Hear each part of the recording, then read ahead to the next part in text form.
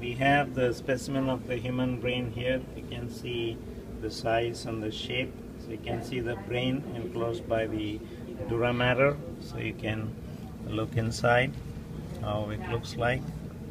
Okay. Then here is your stem of the brain. So the spinal cord starts there and it goes all the way down. Okay. And you can see the spinal nerves coming off on either side.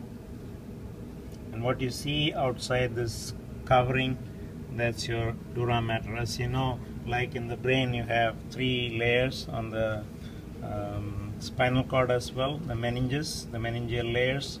Outside is the dura mater, followed by the arachnoid mater, and the innermost layer is your pia mater. That's the surface of the spinal cord itself.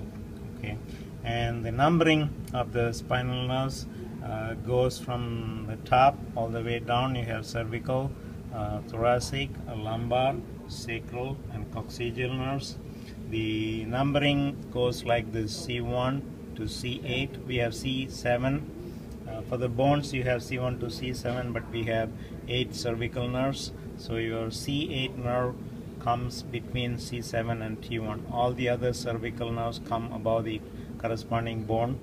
And T1 all the way to T12, and L1 to L5, S1 to S5, CO1, they come after the bone.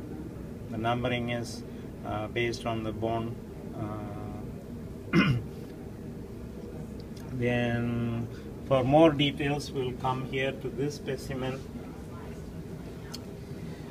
Okay, here you can see only the midbrain in this specimen, and here this dura mater has been removed, so the spinal cord has been exposed.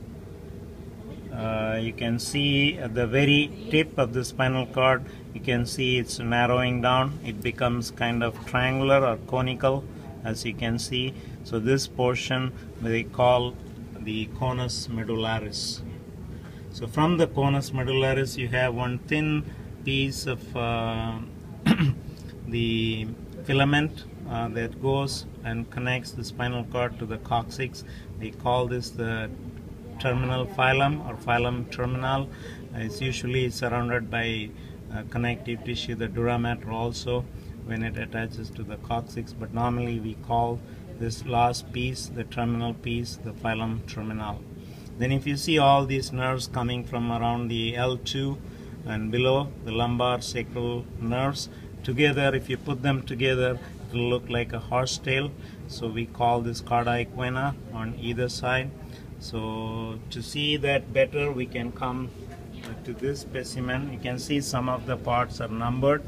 These numbers correspond to the parts on the specimen also. So you can see number 30 is your spinal cord. That's your spinal cord.